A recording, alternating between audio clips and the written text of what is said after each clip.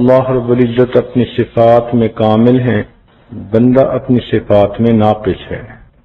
بندے کا دیکھنا اتنا ناقص، یہ دائیں دیکھے اسے بائیں نظر نہیں آتا، آگے دیکھے تو پیچھے نظر نہیں آتا، اوپر دیکھے تو نیچے نظر نہیں آتا۔ اگر دن کی روشنی میں اسے نظر آتا ہے تو رات کی تاریکی میں نظر نہیں آتا۔ جبکہ اللہ رب العزت کا دیکھنا اتنا کامل ہے، کالی رات ہو، کالی چٹان ہو، اس کے اوپر اگر کالی چیونٹی بھی چل رہی ہو، اللہ تعالیٰ اس کو بھی چلتا ہوا دیکھتے ہیں۔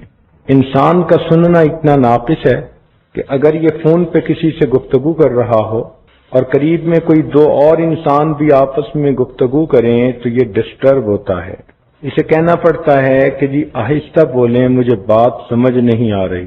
جبکہ اللہ رب العزت کا سننا اتنا کامل ہے کہ حضرت آدم علیہ السلام سے لے کر قیامت تک آنے والا آخری انسان، مرد، عورت، بچے اور بوڑھے، سب کے سب اگر ایک میدان میں جمع ہو جائیں اور ایک وقت میں اللہ رب العزت کے اپنی من مرضی کی دعائیں مانگیں، اللہ تعالیٰ اس پر قادر ہے کہ سب کی الگ الگ دعا کو سن لے، اور اس کے خزانے اتنے بڑے ہیں کہ اگر سب کو ان کی من مرضی کے مطابق عطا بھی کر دے تو اس کے خزانوں میں اتنی بھی کمی نہیں آتی، جتنا سوئی کو سمندر میں ڈبو کر نکالیں تو سمندر کے پانی میں کمی آتی ہے۔ ہم لوگ تو اللہ رب العزت کی تعریف کا حق بھی ادا نہیں کر سکتے، ہمارے پاس وہ علم نہیں، وہ معرفت نہیں، وہ الفاظ نہیں کہ جن کے ذریعے ہم اللہ رب العزت کی تعریف کر سکیں۔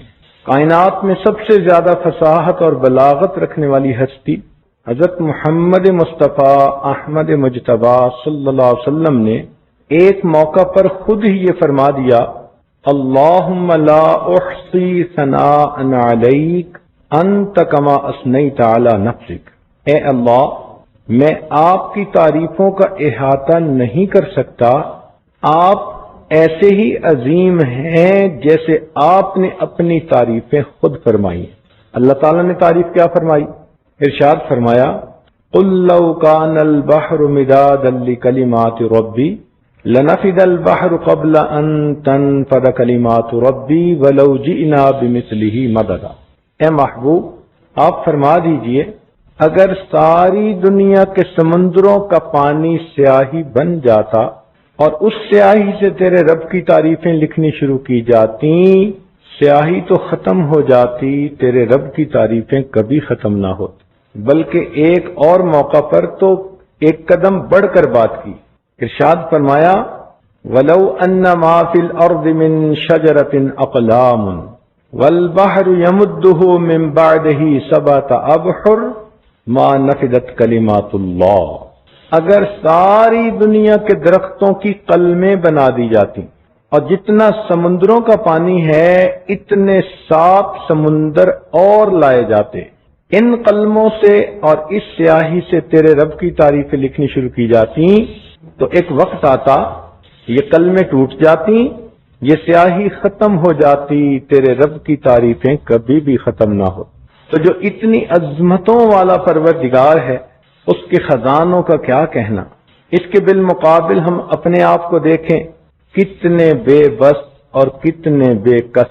اللہ تعالیٰ نے بات کھول دی، ارشاد فرمایا، یا ایھا الناس انتم الفقراء الی اللہ، اے انسانو تم سب کے سب اللہ تعالیٰ کے محتاج ہو، واللہ هو الغنی الحمید۔ تو جب انسان محتاج ہی ٹھہرا تو پھر محتاج کو ہمیشہ غنی سے مانگنا ہوتا ہے، اس مانگنے کا نام دعا ہے۔ لہذا ہر مرد اور عورت کو دعا مانگنے کا فن آنا چاہیے، یہ بھی ایک ترکیب ہے جو سیکھنی پڑتی ہے، ایک انداز ہے جو اپنانا پڑتا ہے۔ اللہ والوں نے ایسے اللہ رب العزت سے دعائیں مانگی کہ ان کو پڑھ کے دل خوش ہو جاتا ہے۔ نبی علیہ الصلوۃ والسلام نے ایسے ایسے الفاظ کے ساتھ دعائیں مانگی کہ جس سے رحمتوں کے دروازے خود بخود کھلتے چلے جاتے ہیں۔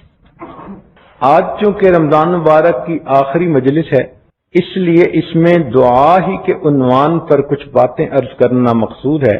امید ہے کہ آپ دل کے کانوں سے سنیں گی اور آئندہ اپنی نجی یا اجتماعی دعاؤں میں اس کے مطابق دعائیں مانگنے کی کوشش کریں گی۔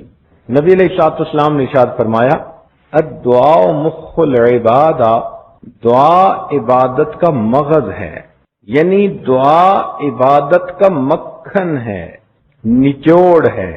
اس سے دعا کی اہمیت کا اندازہ لگانا چاہیے۔ ایک حدیث پاک میں فرمایا، الدعاء هو العبادہ، کہ دعا مانگنا ہی عبادت ہے۔ ہم مخلوق سے تو مانگ لیتے ہیں اپنی ضرورتوں کے مطابق، لیکن ہمیں اپنے خالق سے مانگنا نہیں آتا۔ جس کو یہ مانگنا حاصل ہو گیا اس کو بڑی سعادت نصیب ہو گئی۔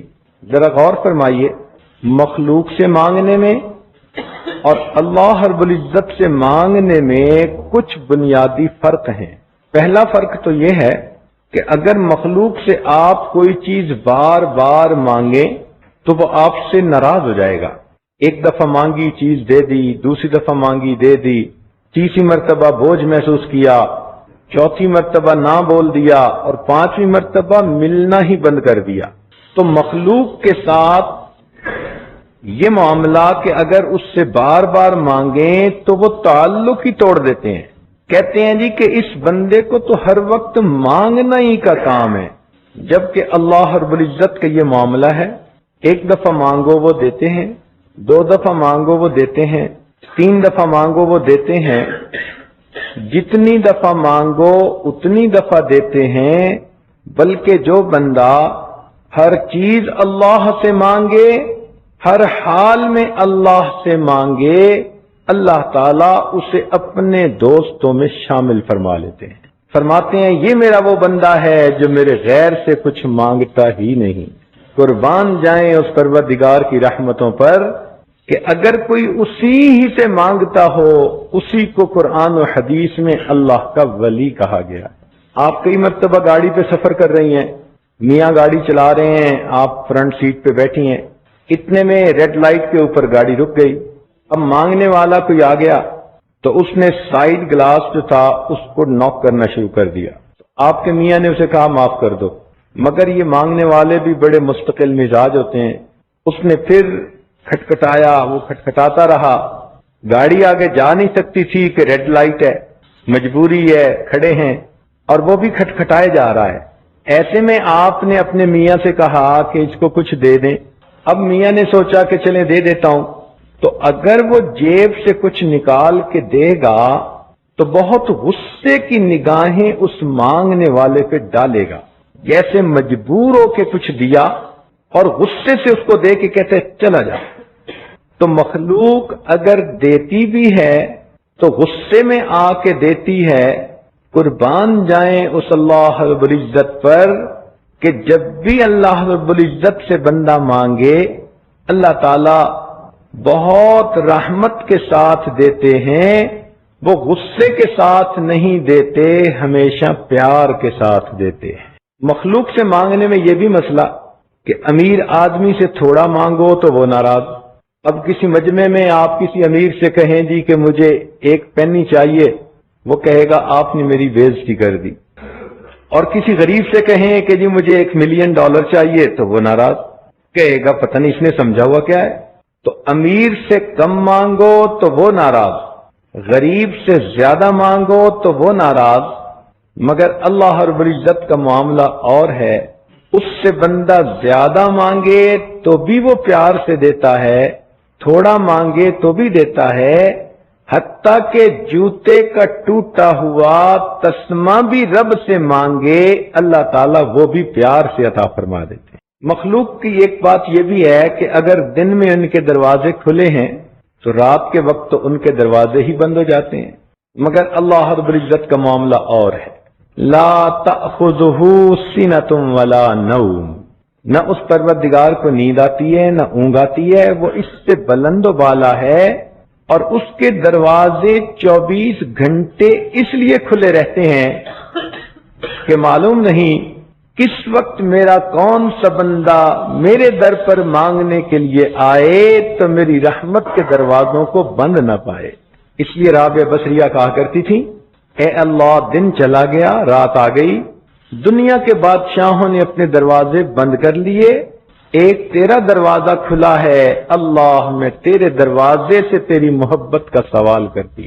پھر مخلوق کا ایک یہ بھی مسئلہ کہ جن سے ہم مانگنے جاتے ہیں وہ خود ہی ہماری طرح محتاج ہوتے ہیں، اپنے بکھیڑے لے کے بیٹھے ہوتے ہیں، میں نے اتنی پیمنٹ کرنی تھی، میرا کنٹینر رک گیا اور میری پیمنٹ ریلیز نہیں ہوئی اور میری ڈیل مکمل نہیں ہوئی، تو وہ چاہتے بھی ہیں کہ ہم مدد کریں تو حالات کی وجہ سے مدد کر نہیں سکتے کہ خود پھنسے ہوئے ہوتے ہیں، خود بھی محتاج ہوتے ہیں۔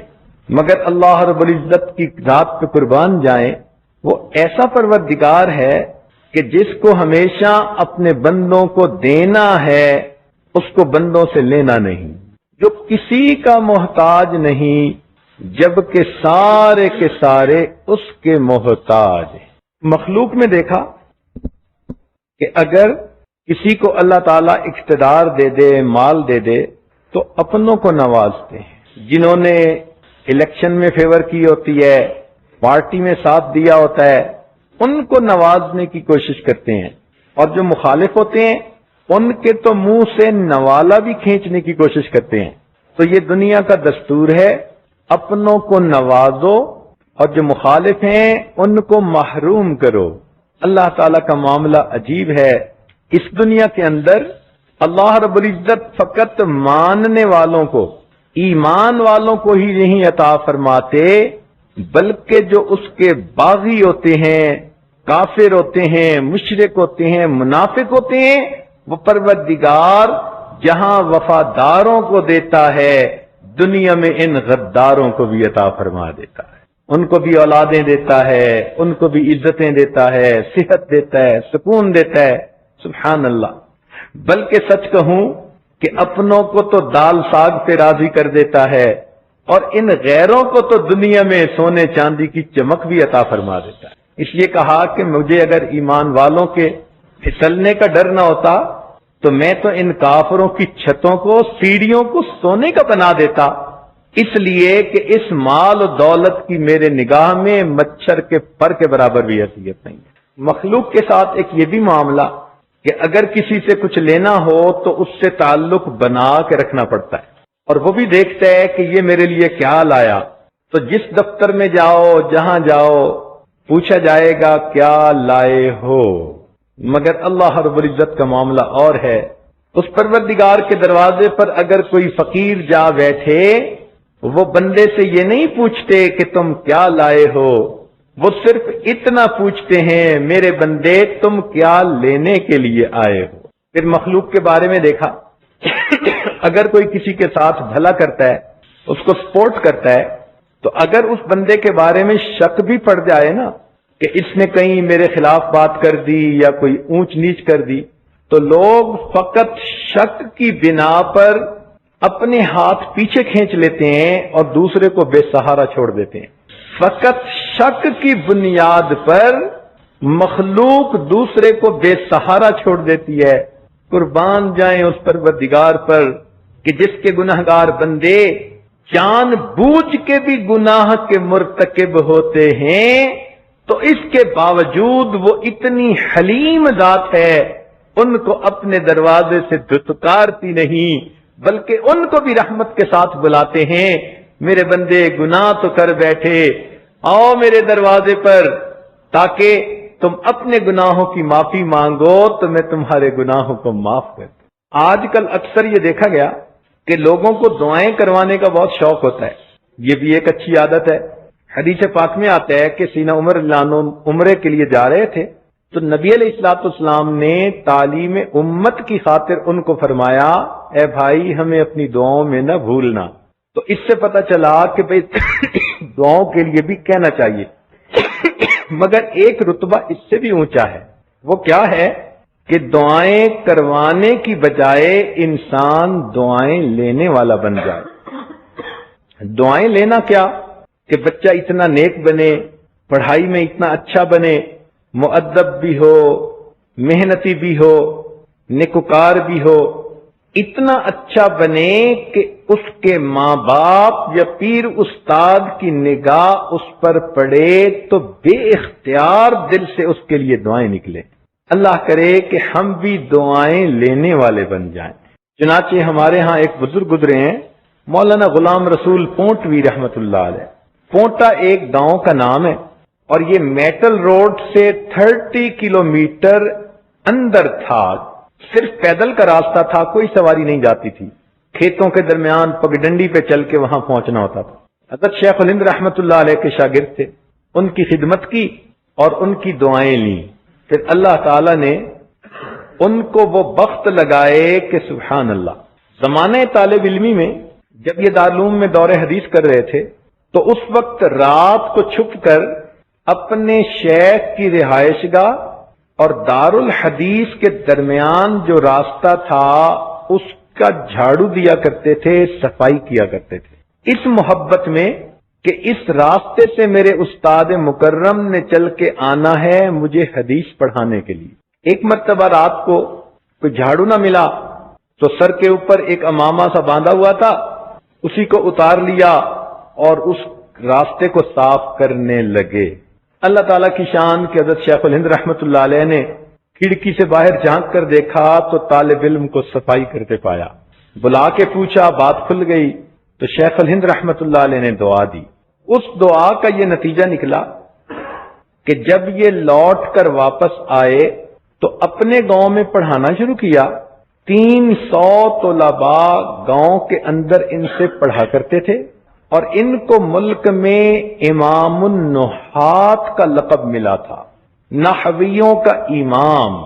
فرمایا کرتے تھے کہ اگر پوری دنیا سے شرع جامی کو ضبط کر دیا جائے، یہ ایک کتاب ہے، اگر پوری دنیا سے شرع جامی کو ضبط کر دیا جائے اور پھر کوئی طالب علم غلام رسول کے پاس آ کر کہے کہ حضرت مجھے اس کی ضرورت ہے، میں اس کتاب کو اس کے متن اور حاشیے کے ساتھ دوبارہ لکھوا سکتا ہوں۔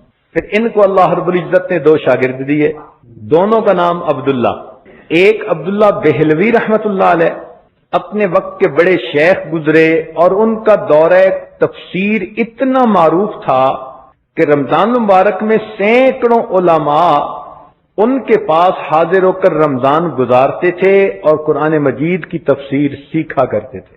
اور دوسرے عبداللہ جن کا نام عبداللہ درخواستی رحمت اللہ علیہ، جو حافظ الحدیث تھے اور آسمان علم کے اوپر چمکتے ہوئے سورج اور چاند کی مانند تھے۔ تو جن کو استادوں کی دعائیں لگتی ہیں پھر بخت بھی انہی کو لگا کرتے ہیں۔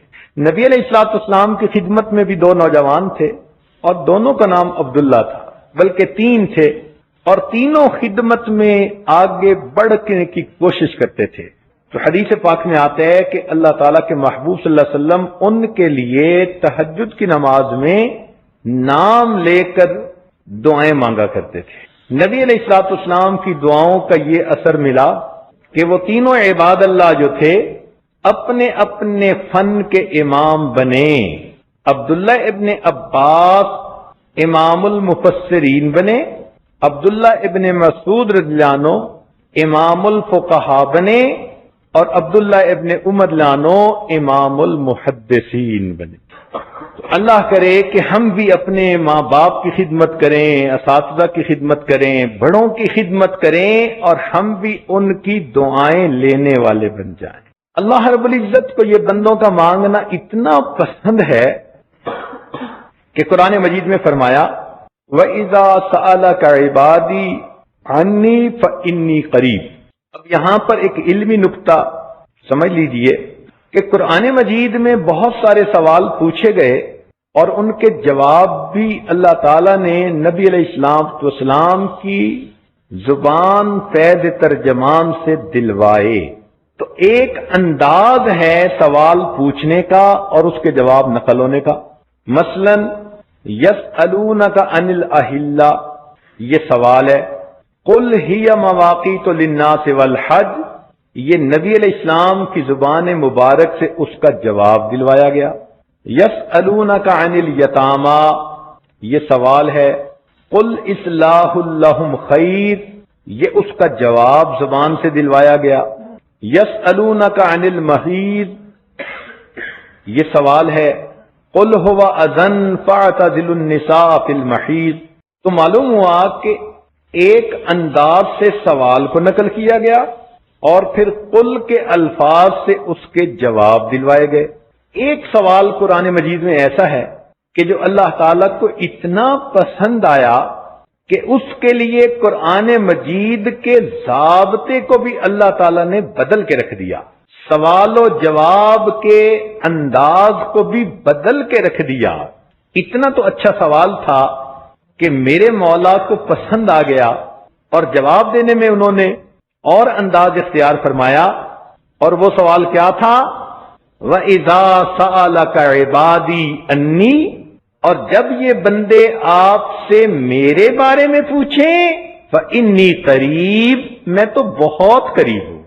یہاں کل کے لفظ کا بھی درمیان میں فاصلہ اللہ نے گوارا نہیں فرمایا۔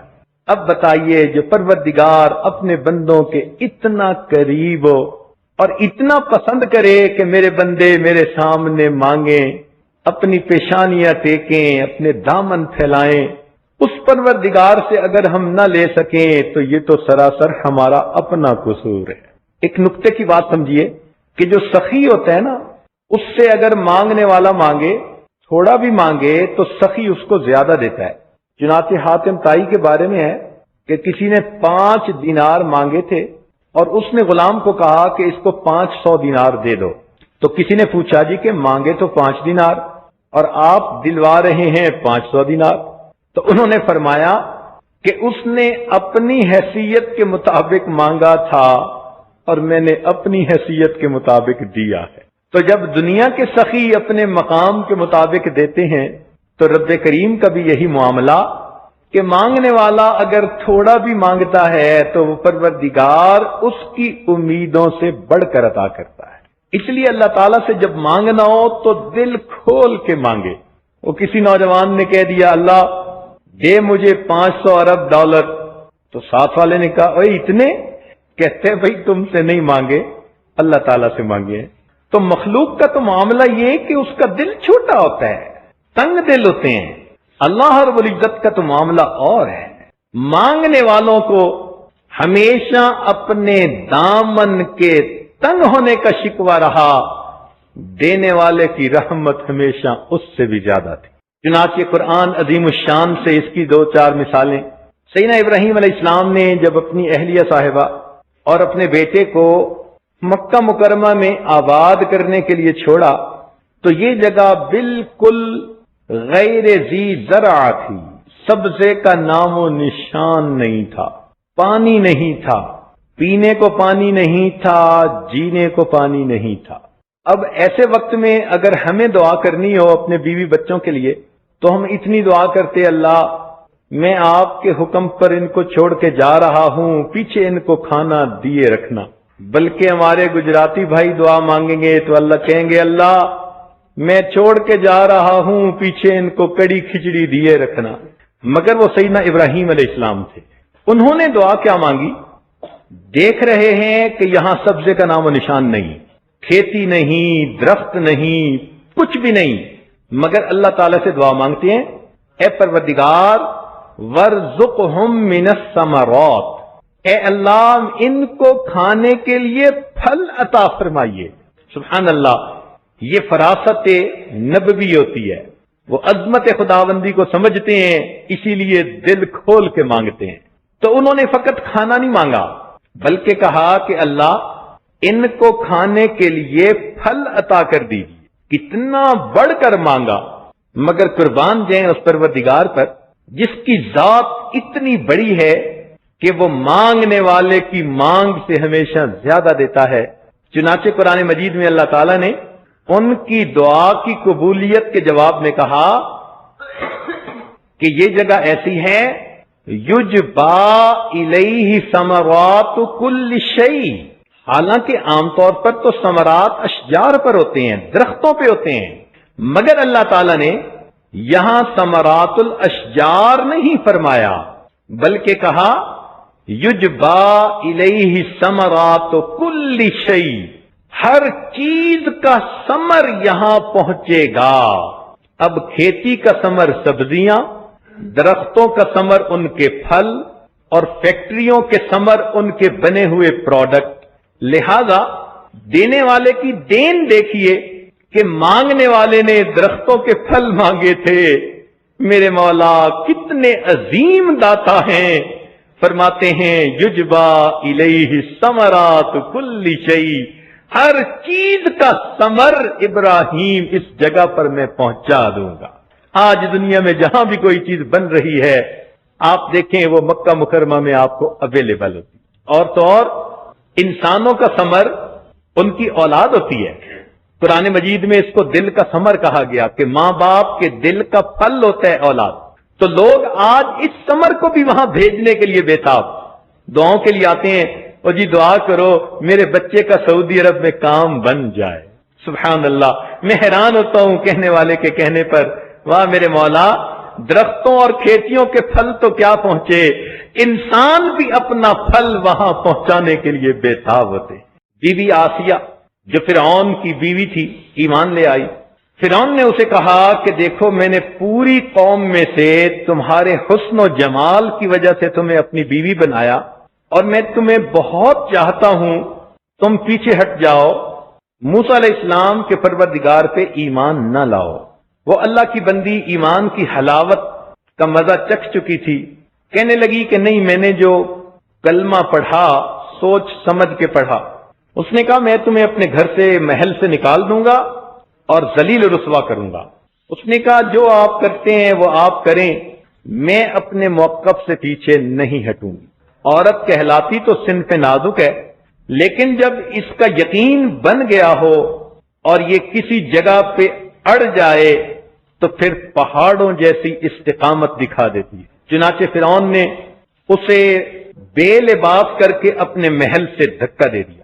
عورت کے لیے گھر سے بے گھر ہونا سب سے بڑا صدمہ ہوتا ہے۔ اس سے بڑا دکھ کسی عورت کو کوئی دنیا میں نہیں مل سکتا کہ وہ بے آسرا ہو جائے، بے سہارا ہو جائے، دنیا میں جو چھت ملی تھی اس سے اس کو دھکا دے دیا جائے۔ لیکن جب اس کو دھکا دیا گیا تو اس نے اللہ تعالیٰ سے دعا مانگی کہ اے اللہ، اس ظالم نے تو مجھے اپنے گھر سے نکال دیا، میں عورت زاد ہوں، کمزور ہوں، رب ابن لی عندک بیتن فی الجنہ، اس کے بدلے اے اللہ مجھے جنت میں گھر عطا کر دیجیے۔ اب دیکھو اس بی بی کی یہ بات اللہ تعالیٰ کو اتنی پیاری لگی کہ قرآن مجید میں ان کی دعا کو نقل کیا گیا، قرآن کا حصہ بنا دیا گیا۔ اب آگے دیکھیے کہ مانگنے والی نے تو فقط گھر مانگا تھا، دینے والے کی دین مانگنے والے سے زیادہ ہوتی ہے۔ اللہ تعالیٰ نے گھر بھی عطا کیا اور گھر والا بھی عطا کر دیا۔ روح المعانی میں یہ لکھا ہے کہ جب خدیجہ الکبریٰ رضی اللہ عنہا کی وفات ہونے لگی، نبی علیہ السلام نے فرمایا خدیجہ جنت میں جانا تو میری بیویوں کو سلام کہنا۔ حیران ہو کر پوچھا اے اللہ کے محبوب صلی اللہ علیہ وسلم، دنیا میں تو آپ کی پہلی بیوی میں ہوں۔ فرمایا بالکل ٹھیک ہے، مگر اللہ رب العزت نے بی بی آسیہ اور مریم کو جنت میں میری بیویوں میں شامل فرما دیا۔ مانگنے والی نے گھر مانگا تھا، میرے مولا اس کو تو تصور بھی نہیں ہوگا کہ گھر مانگنے کے بدلے میں کیسا گھر والا مل جائے۔ سیدنا عمر رضی اللہ عنہ آتے ہیں مکہ مکرمہ سے مدینہ کی طرف، ایک جگہ رات کو آرام کیا، تہجد کے وقت آنکھ کھلی تو دیکھا کہ آسمان پہ چاند چمک رہا تھا، نور کی بارش ہو رہی تھی، ٹھنڈی ہوا چل رہی تھی، قبولیت دعا کا وقت لگ رہا تھا۔ تو آسمان کے چاند کو دیکھ کے عمر رضی اللہ عنہ کو مدینے کے چاند یاد آ گئے، اٹھ بیٹھے، اور اس تنہائی میں قبولیت دعا کے وقت میں عمر رضی اللہ عنہ نے اللہ رب العزت کے سامنے اپنے دل کی ایک تمنا پیش کی۔ تمنا کیا تھی؟ یہ تمنا پیش کی اللہم ارزقنی شہادتن فی سبیلک، اے اللہ مجھے اپنے راستے میں شہادت عطا فرما، وجعل قبری فی بلد حبیبک، اور میری قبر اپنے محبوب صلی اللہ علیہ وسلم کے شہر میں بنا۔ دعا قبول ہو گئی، مگر مانگنے والے نے تو فقط شہادت مانگی تھی اور مدینے کی مٹی مانگی تھی۔ قربان ہو جائیں اس دینے والے کی دین پر، شہادت تو کسی گلی کے کونے پہ بھی مل سکتی تھی، پہاڑ کی چٹان پہ مل سکتی تھی، کہیں گھر میں مل سکتی تھی، مگر اللہ رب العزت نے شہادت بھی کہاں دی؟ باوضو ہیں، نماز کی حالت میں ہیں، ریاض الجنہ میں ہیں، نبی علیہ السلام کے مصلی پہ کھڑے ہیں، جہاں ان پر وار کیا گیا اور وہ ان کی شہادت کا سبب بنا۔ انہوں نے تو یہ تو نہیں مانگا تھا اللہ مصلی نبوی پہ شہادت عطا فرمانا، یہ تو میرے مولا کی دین ہے نا۔ پھر دعا مانگی تھی کہ اے اللہ اپنے محبوب کے شہر میں دفن ہونے کی توفیق عطا فرمانا، تو اگر جنت بقیع میں دفن ہو جاتے تو بات پوری ہو جاتی، مگر نہیں، دعا قبول ہوئی تو قبول کرنے والے نے جنت بقیع میں دفن ہونا پسند نہ کیا، بلکہ عمر لانوں کو اپنے محبوب کے قدموں میں حجرہ انور کے اندر دفن ہونے کی توفیق عطا فرمائی۔ تو دیکھیے کہ مانگنے والا جو امید لے کر مانگتا ہے اللہ تعالیٰ کی دین اس سے بھی زیادہ ہوتی۔ تو جب وہ ایسی دینے والی ذات ہے تو کیوں نہ انسان اس اللہ رب العزت سے خوب ڈٹ کے مانگے۔ اسی لیے مانگنا سیکھنا پڑتا ہے۔ آپ نے پاسپورٹ لینا ہو، اپلیکیشن خود بھرنی نہیں آتی تو پھر کسی سے ہیلپ لیتی ہیں، بلکہ جو لوگ یہ کام کرتے ہیں اٹارنی ان سے بھرواتی ہیں کہ جی اگر اپلیکیشن ٹھیک نہ بھری گئی پاسپورٹ نہیں ملے گا، ویزا نہیں ملے گا، کام نہیں ہوگا۔ یہ دعا اللہ رب العزت کی بارگاہ میں ایک اپلیکیشن فارورڈ کرنے کا دوسرا نام ہے۔ اب کتنی بار لوگوں کے ویزے ریجیکٹ ہوتے ہیں کہ انہوں نے درخواست میں انفارمیشن پراپر نہیں دی ہوتی، تو غصہ ان پہ کوئی نہیں کرتا کہ ریجیکٹ کیوں کر دی، غصہ اپنے پہ کرتے ہیں، ہاں مجھ سے غلطی ہوئی، میں نے اپلیکیشن ٹھیک نہیں بھری۔ بالکل یہی معاملہ ہے کہ بندوں کو دعا کی اپلیکیشن بھرنی آتی نہیں اور دعا کے ریجیکٹ ہونے پر پھر خفا اللہ رب العزت سے ہوتے پھرتے ہیں۔ ہم الزام ان کو دیتے تھے، قصور اپنا نکل آیا۔ اور ہم سوچیں کبھی ہم نے یہ دعا کی اپلیکیشن بھرنا سیکھی کسی سے؟ علماء کے پاس بیٹھیں، مشائخ کے پاس بیٹھیں، وہ بتائیں گے کہ دعا کی درخواست کیسے بھری جاتی ہے۔ چنانچہ ایک صحابی نے آ کر نماز پڑھی، دعا مانگی، نبی علیہ السلام نے بلا کر سمجھایا، فرمایا کہ جب تو دعا مانگنا چاہے تو پہلے اللہ تعالیٰ کی تعریفیں بہت پیارے انداز سے کرو، پھر مجھ پر درود شریف پڑھو، پھر اپنے لیے، اپنے اہل خانہ، سب لوگوں کے لیے دعائیں مانگو، آخر پہ پھر درود شریف پڑھو، تو اس طرح تمہاری دعا جلدی قبول ہو جائے گی۔ تو گویا نبی علیہ السلام نے ایک پیٹرن بتا دیا اپلیکیشن بھرنے کا کہ یہ ترتیب ہوتی ہے، ہم بھی اسی طرح دعائیں مانگنی شروع کریں۔ آج تو حالت یہ ہے کہ 2-4 دفعہ دعا مانگتی ہیں اور جب قبولیت کے آثار آنکھوں سے نہیں دیکھتی تو پھر مایوس ہو جاتی ہیں اور کہتی ہیں جی بس ہماری تو دعائیں اللہ تعالیٰ سنتا نہیں۔ او اللہ کی بندی، ان ربی لسمیع الدعاء، میرا پروردگار دعا کو سنتا ہے، مگر وہ کسی کا ماتحت نہیں کہ جو سنے اس حکم کو پورا کرے۔ دعا دعا ہوتی ہے، فریاد ہوتی ہے، حکم نہیں ہوا کرتا۔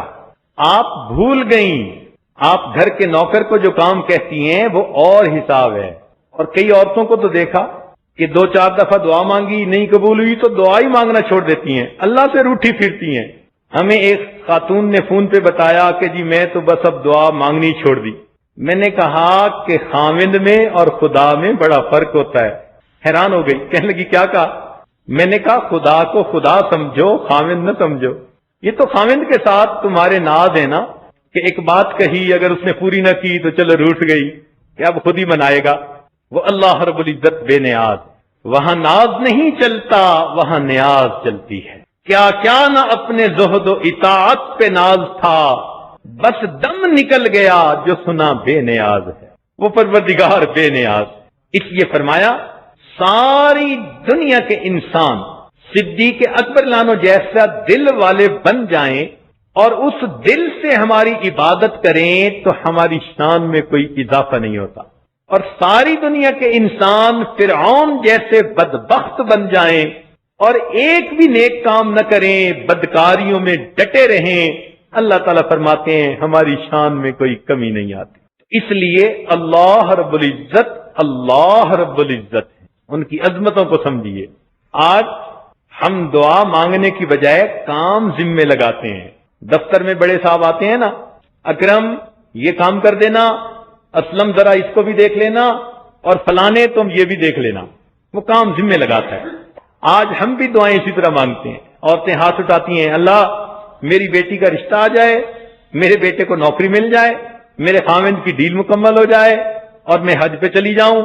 یہ اللہ کی بندی بیٹھی اللہ تعالیٰ کے ذمے کام لگا رہی ہے، اس کو دعا کہتے ہیں؟ ہم اللہ رب العزت کی عظمت کو سمجھتے ہی نہیں ہیں۔ اس کی بارگاہ میں جھکنا پڑتا ہے، اپنے آپ کو مٹانا پڑتا ہے، مانگنا پڑتا ہے، حتیٰ کہ ایسے مانگیں کہ میرے مولا کو ترس آ جائے۔ اللہ رب العزت سے ایسے مانگو کہ اللہ تعالی اور اس کی مخلوق کو تم پہ رحم آ جائے۔ یہ نبی علیہ السلام کی شان تھی۔ دیکھیے بدر کے میدان میں رات کو نبی علیہ السلام نے دعا مانگی، اللہم ان تہلک ہذہ العصابۃ لا تعبد بعد اليوم۔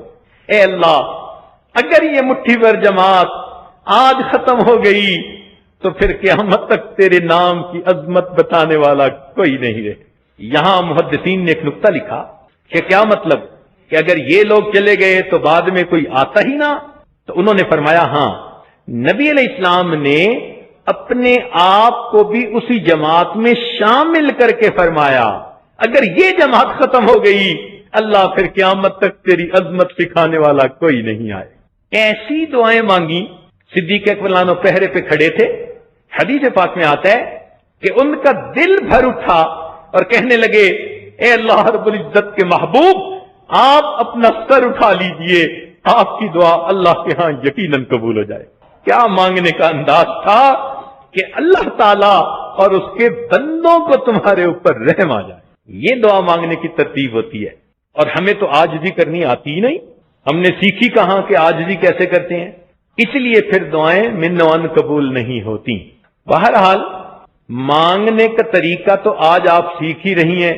اس طرح سے اگر آپ اللہ تعالیٰ سے مانگتی رہیں گی تو یقیناً قبولیت اپنی آنکھوں سے دیکھیں گی، اس لیے کہ ہمارا اللہ وہ پروردگار ہے جو دے کے خوش ہوتا ہے، محروم کر کے خوش نہیں ہوتا۔ اور وہاں کوئی بجٹ کی کمی بھی نہیں ہے کہ جی ہم اس سال آپ لوگوں کی ہیلپ نہیں کر سکتے، آئندہ سال کے بجٹ میں ہم آپ کا خیال رکھیں گے۔ اللہ تعالیٰ کے خزانے بے حد و حساب ہیں، اس لیے اگر ہمیں مانگنا آ جائے تو پھر قبولیت میں ہمیں دیر نہ لگے۔ اس لیے تو فرمایا میرے بندے اس در پر تیرے آنے میں دیر ہے، میرے عطا کرنے میں دیر نہیں ہوا کرتی۔ چنانچہ تہجد کے وقت ایک فرشتہ اعلان کرتا ہے حل من سائل فاعطی لہ، ہے کوئی سوال کرنے والا کہ جس کو عطا کر دیا جائے۔ ہم کو شکوہ ہے ہمارا مدعا ملتا نہیں، دینے والے کو گلا ہے کہ گدا ملتا نہیں، غفلت شعاری دیکھ کر بندے کی کہتا ہے کریم، دینے والا دے کسے دستے دعا ملتا نہیں۔ ہم تو مائل بکرم ہیں کوئی سائل ہی نہیں، راہ دکھلائیں کسے راہ رو منزل ہی نہیں، طور تو موجود ہے موسیٰ ہی نہیں۔ خدا کی دین کا موسیٰ سے پوچھئے احوال، خدا کی دین کا موسیٰ سے پوچھئے احوال، کہ آگ لینے کو جائیں پیمبری مل جائے۔ ٹوٹے رشتے وہ جوڑ دیتا ہے، بات رب پہ جو چھوڑ دیتا ہے۔ ٹوٹے رشتے وہ جوڑ دیتا ہے، بات رب پہ جو چھوڑ دیتا ہے۔ اس کے لطف و کرم کا کیا کہنا، لاکھ مانگو کروڑ دیتا ہے۔ وہ اللہ رب العزت بندے کی امیدوں سے بڑھ کر عطا فرماتا ہے۔ تو ہم اللہ رب العزت سے مانگیں تو عاجزی کے ساتھ مانگیں۔ دیکھیں دعا کے لیے اللہ رب العزت نے کوئی شرط تو نہیں نہ لگائی، نہ وقت کی شرط ہے، نہ زمان کی، نہ مکان کی، نہ کسی انسان کی۔ کوئی بھی مانگے اللہ عطا کر دیتے ہیں۔ ذرا غور کرو، شیطان نے کہا تھا رب انظرنی الی یوم یبعثون، اس بدبخت ملعون نے اللہ سے مانگا تھا، میرے مولا نے اس کی دعا کو قبول کر کے فرما دیا انک من المنظرین۔ اور جو ایسے بدبخت دشمن کی بھی دعا قبول کر لیتا ہو، اس کے در پہ اگر کلمہ گو کوئی آ جائے تو پھر تو اس کی دعا جلدی قبول فرماتا ہے۔ بس یہ دعا کو ہم نے ہی لاک لگائے ہوتے ہیں. دیکھیں گاڑی سٹارٹ کرنی ہو مگر ایک لاک لگا ہوتا ہے، وہ چلتی نہیں. اسی طرح ہماری دعاؤں کی گاڑی چلتی ہی نہیں، یا تو گناہوں کے لاک لگے ہوتے ہیں یا پھر مانگنے کا انداز نہیں آتا، اس کے لاک لگ جاتے ہیں. تو ان لاک کو کھولیے، سچی توبہ کی نیت کر لیجئے اور اللہ رب العزت سے عاجزی سے مانگیے. ایک نقطے کی بات ذہن میں رکھنا کہ دعائیں مانگنے سے دعائیں قبول ہوتی ہیں، دعائیں پڑھنے سے دعائیں قبول نہیں ہوتی. آج کل تو ہم دعائیں پڑھتے ہیں. ایک مرتبہ ساتھ بیٹھے ہوئے نوجوان نے دعا مانگ کے اپنے چہرے سے ہاتھ پھیرے تو اس عاجز نے اس سے پوچھا، بھائی آج آپ نے کیا دعا مانگی؟ کہتے حضرت سچ بات کہوں مجھے یاد نہیں ہے. یعنی اتنی غفلت کی دعائیں کہ منہ پہ ہاتھ پھیرتے ہوئے بھی یاد نہیں میں نے مانگا کیا. اب ایسی درخواستوں کو تو پھر پھینک ماریں گے نا دور سے، تم نے سمجھا ہی کیا ہے. ہمارے دربار پہ بیٹھے ہو، زبان سے تم ہم سے خطاب کر رہے ہو اور دل تمہارے کسی اور کی محبت میں مست ہیں. جاؤ اسی کے پاس، اگر وہ تمہیں دے سکتا ہے تو اسی سے لے لو. حجاج بن یوسف کا ایک عجیب واقعہ، طواف کر رہا ہے، ایک نابینے کو دیکھا کہ وہ دعا مانگ رہے، اے اللہ مجھے بینائی عطا کر دے، بینائی عطا کر دے. تو یہ اس کے پاس آ کر رک گیا. اللہ نے اس کو مزاج کی سختی دی تھی، جو کہتا تھا وہ کر دیتا تھا، اس لیے لوگ اس کا نام سن کے ڈر جاتے تھے. اس نے اس اندھے کو ٹھوکر لگائی، او اندھے تجھے پتہ ہے میں کون ہوں؟ اس نے کہا نہیں. کہنے لگا میں حجاج بن یوسف ہوں. وہ تو اندھا گھبرا گیا، کہنے لگا تو بیٹھا اللہ تعالیٰ سے بینائی کی دعا مانگ رہا ہے، تو میں طواف کر رہا ہوں، اگر میرے طواف مکمل ہونے تک تیری بینائی واپس نہ ملی تو میں تجھے قتل کروا دوں گا. اور ایک پولیس والے کو کھڑا کر دیا کہ اندھا یہاں سے بھاگنے نہ پائے. خود طواف میں لگ گیا. اب تو اندھے کی حالت ہی کچھ اور تھی، تڑپ رہا ہے، آنسو نکل رہے ہیں، مچھلی کی طرح تڑپ کے کہہ رہا ہے اللہ پہلے تو بینائی کا سوال تھا، اب تو زندگی کا سوال ہے. ایسی تڑپ کے دعا مانگی کہ حجاج بن یوسف کے طواف ختم ہونے سے پہلے اللہ نے اس کو بینائی عطا فرمائی. حجاج بن یوسف نے اسے کہا کہ دیکھو میں نے علماء سے یہ مسئلہ سیکھا، جیسے تم پہلے دعا مانگ رہے تھے ساری عمر بیت اللہ کے سامنے بیٹھ کر وہ مانگتے رہتے، تمہیں کبھی بینائی نہ ملتی. جب تمہیں فکر لگی نا اور تمہارے دل سے تڑپ کے الفاظ نکلے تو دل سے جو بات نکلتی ہے اثر رکھتی ہے، پر نہیں طاقت پرواز مگر رکھتی. آج ہم تڑپ کے مانگتے ہی نہیں. کتنی عورتیں ہیں جو تڑپ کے مانگتی ہیں. نبی علیہ الصلوۃ والسلام نے فرمایا کہ جو بھی مومن تڑپ کے مانگتا ہے اس کی دعا کو قبول کر لیا جائے. اللہ تعالیٰ قرآن مجید میں فرماتے ہیں امن یجیب المضطر اذا دعا، مضطرب ہو کے جب مانگتا ہے کوئی بندہ اللہ اس کی دعا کو قبول کر لیتے ہیں. لیکن قبولیت کی 3 مختلف صورتیں ہیں. پہلی صورت یہ کہ جیسا بندے نے مانگا ویسا ہی اللہ تعالیٰ کر دیں، جس کو ہم سمجھتے ہیں دعا قبول ہو گئی. مگر کئی مرتبہ ہم ایسی چیزیں مانگتے ہیں جو ہمارے لیے اچھی نہیں ہوتی. اب بچہ تو کہتے ہے کہ مجھے انگارہ اٹھانے دو، ماں کتنی شفیق ہے، کتنی رحیم و کریم ہے، مگر اپنے بیٹے کو انگارہ نہیں اٹھانے دیتے. اب کوئی بچہ کہتا